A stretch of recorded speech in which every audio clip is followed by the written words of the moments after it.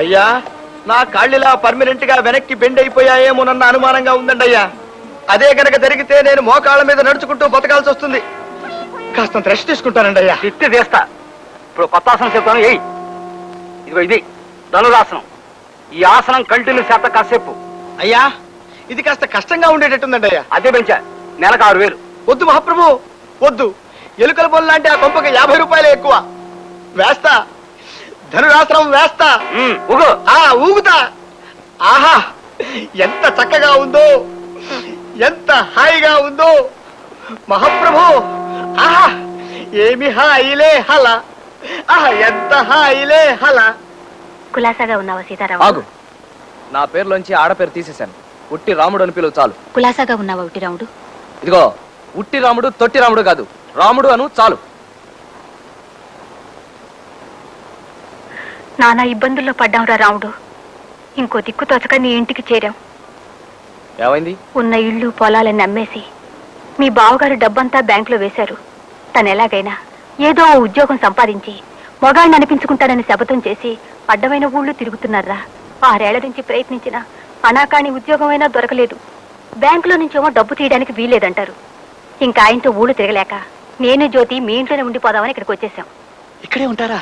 Very good sir. కింద room ఏర్పాటు చేయమంటారా? నాయన కృష్ణ, కులాసాగా ఉన్నావా? కులాసాయక్కయ్య. చూడరా, జంట ఎంత ముచ్చటగా ఉన్నారో.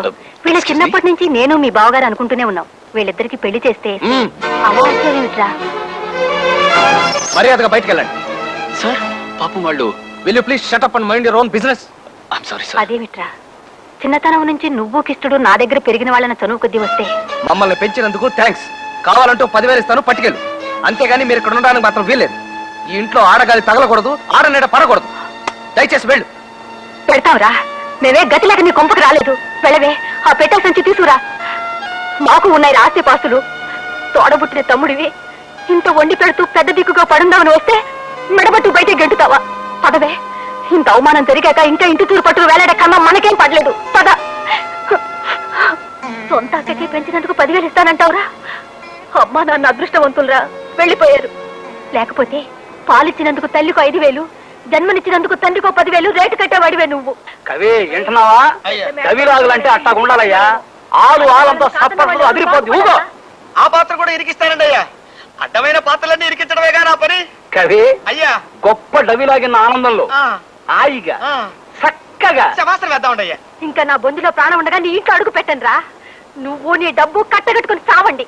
చూడండి, మీరు రామారావు అక్కగారా? మరేనమ్మా, దిక్కుమాలిన అక్కగారిని. అందుకే తమ్ముడింటో గొప్ప మర్యాదే జరిగింది. మెడపట్టు గెంటాడు.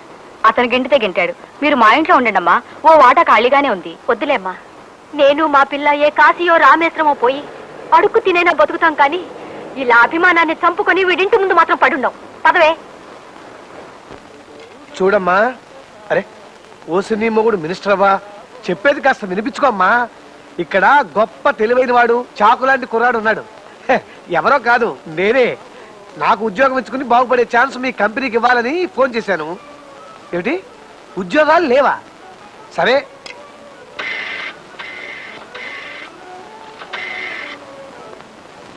హలో పోర్టా, నేను బాగా పనిచేసి పెట్టగలను. నాకేమైనా ఉద్యోగం ఇచ్చుకోగలరా? నాకు డిగ్రీ ఉందండి. టీఏబిఎఫ్ అంటేనా? టీఏబిఎఫ్ అంటే 10th appeared but failed. Hello hello, పెట్టేశాడే.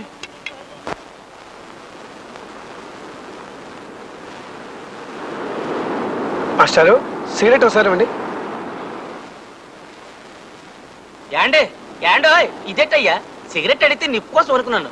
అలా తీసుకెళ్లిపోతా పెట్టి. చూడండి, సిగరెట్ మీకు తెలియకుండా ఎత్తుకుపోతే అది తప్పు, దొంగతనం. నేను మర్యాదగా అడిగాను, మీరు మర్యాదగా ఇచ్చారు. కాలుస్తున్నాను. వద్దంటారా? తీసుకోండి, దానికి తీసుకోండి. ఇంకెందుకు ఇది గొప్ప కేసే. ఇదిగో ఇక్కడున్నారు ఈయన. ఈ ఊళ్ళో ఎక్కడ చోట్లేనట్టు కొండెక్కి ఇక్కడ నిలబడ్డారు. ఏమండి, ఇక్కడేం చేస్తున్నారు? ఈ ఊరంతా ఎప్పుడు కొందావా అని ఆలోచిస్తున్నానే. ఉప్పు కొండానికి జేబులో పావలా ఉంచుకోరు గానీ ఊరు కొంటారట. ఊరు నేను ముట్టుకోను. అది మా నాన్నగారి డబ్బు, నాకు అక్కర్లేదు. అది సరే, పెట్టే పెడితే దిగిపోయావేంటి? నీ తమ్ముడింట్లో సెటిల్ అయి ఉంటావు కదా, మధ్యాహ్నం భోజనానికి అక్కడికే వద్దాం అనుకుంటున్నానే. చాలే ఊరుకోండి. మా వారు ఊళ్ళు పట్టు తిరుగుతున్నారా?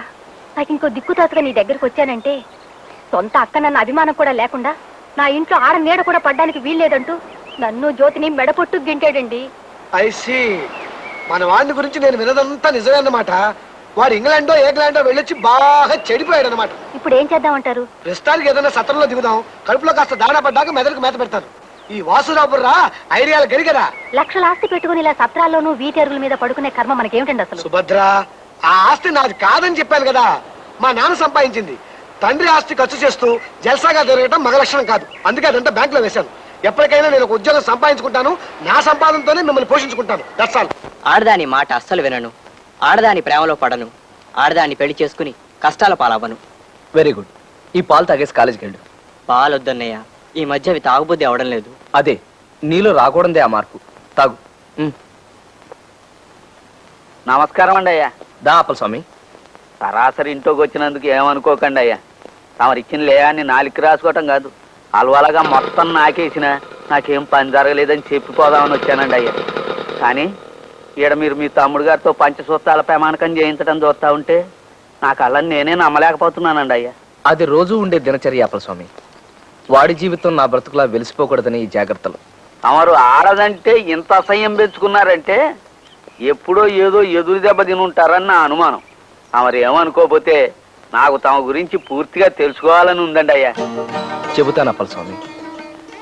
ఇన్నేళ్లుగా ఎవరికి చెప్పను నా కథని ఎవరికైనా చెప్పి బరువు దించుకోవడం నాకు అవసరమే. మా అమ్మ నాన్న నా 6వ ఏటనే నన్ను మా తమ్ముడిని దిక్కులేని వాళ్ళని చేసి వెళ్ళిపోయారు. అప్పటికే మా అక్కయ్యకి పెళ్ళై ఉండడం వల్ల మేమిద్దరం మా అక్కయ్య ఊరు చేరుకున్నాం. అక్కడే పెరిగి పెద్దవాళ్ళం అయ్యాం.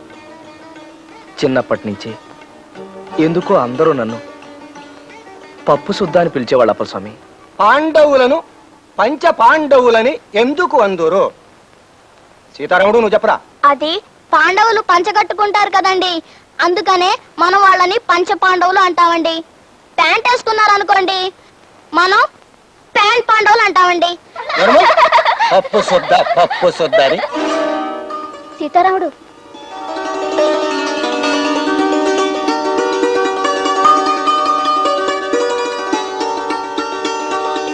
పప్పు శుద్ధ. స్కూల్ చదివైపోగానే మా బావ నన్ను ఈ ఊరు తీసుకొచ్చి కాలేజీలో చేర్పించారు. ఓ చిన్న గది అద్దెకి తీసుకుని ఉండేవాడిని. నాలోని అతి మర్యాద, అమితమైన మన్నన నాతోనే పెరిగి పెద్దవయ్యాయి అప్పల స్వామి. ఇంకా అవలేదా? పాపం చాలాసేపటి నుంచి ఊడుస్తున్నారు. మీరు వెళ్ళండి నరసం గారు, ఆ కాస్త నేనే ఊడ్చేసుకుంటాను. అబ్బే వద్దు బాబు. ప్లీజ్ ఆ చీపురు ఇవ్వండి. మీరు వెళ్ళండి. నమస్కారం. నా అతి మంచితనాన్ని అసమర్థతగా జమకట్టి ఓ రోజున తన తండ్రిని తీసుకుని మా ఇంటికి వచ్చింది మా పని పిల్ల. ఈడు మా అయ్య. నమస్కారం అయ్యగారు. చూడు బాబు, నాకు అర్జెంటుగా 5,000 రూపాయలు కావాలా. అలాగా పాపం, ఏమిటో అంత అత్యవసరం. నా అవసరం ఏదైనా ఆ సొమ్ము నాకు ఇయ్యాల్సిన అవసరం నీకుంది. నేనివ్వాలా? అవును, అది రేపు పొద్దున 9 గంటలకల్లా నా చేతిలో పడాలా. లేకపోతే నీ నీటిలోకి ఈడుస్తా, నాన్న అలరి పెడతా. ఏదో ఓ 100 లోపు అయితే సర్దగలను గాని 5,000 రూపాయలు ఇప్పటికిప్పుడు కావాలంటే ఎక్కడి నుంచి తేగలని చెప్పండి. అదంతా నాకు తెలవదు. రేపు పొద్దుటికల్లా నువ్వు నాకు ఆ డబ్బు ఇవ్వకపోతే నిన్ను నలుగురిలో తలెత్తుకోకుండా చేస్తా. జాగ్రత్త.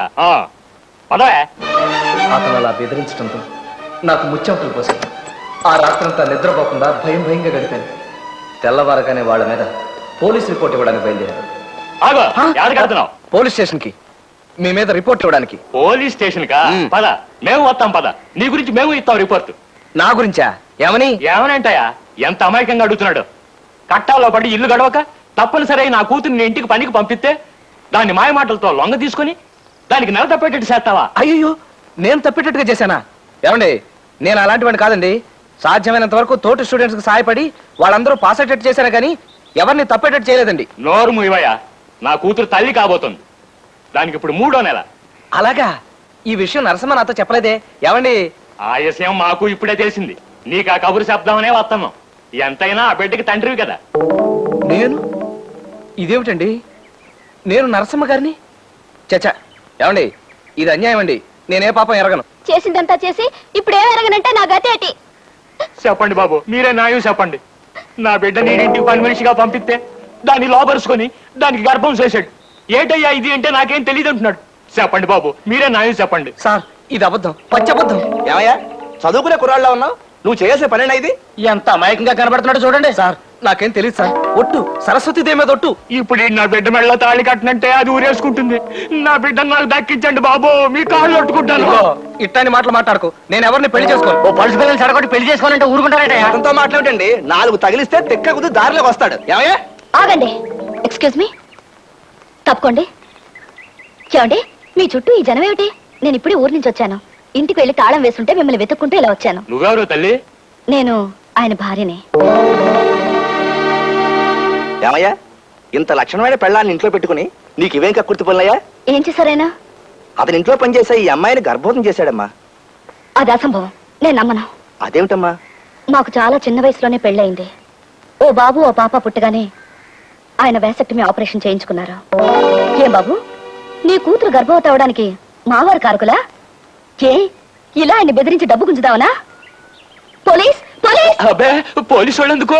పదవే, నువ్వు ఎవరిని చూసి ఎవరు అనుకున్నావు? మొదలు ఇష్టపదానా? కొంపకు పది నీ పని చెప్తాను. పదా నడు. రండి. అయ్యా అయ్యా, ఓహో ఇట్ట తీసుకెళ్ళిందా ఆ పిల్ల? అయినా ముక్కు మొదం తెలియనాడిని నడు రోడ్డు మీద పట్టుకుని నువ్వే నా మగుడు అనేయడం ఏంటండి అయ్యా? చాలా ఆశ్చర్యంగా ఉంది. ఇంతకీ ఎవరా అమ్మాయి?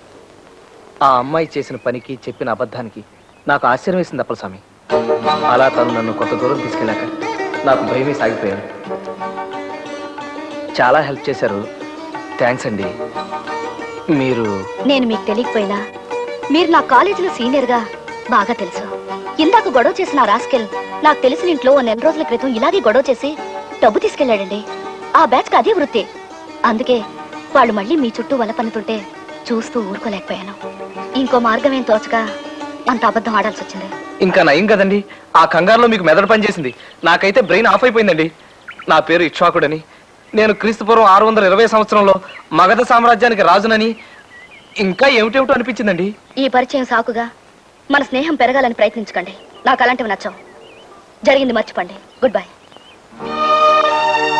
తొలి పరిచయంలోనే నా భార్యను చెప్పడం వలన మరెందుచేతనో ఆ అమ్మాయి నన్ను ఆకట్టుకుంది. నా మనసంతా తనే నిండిపోయింది.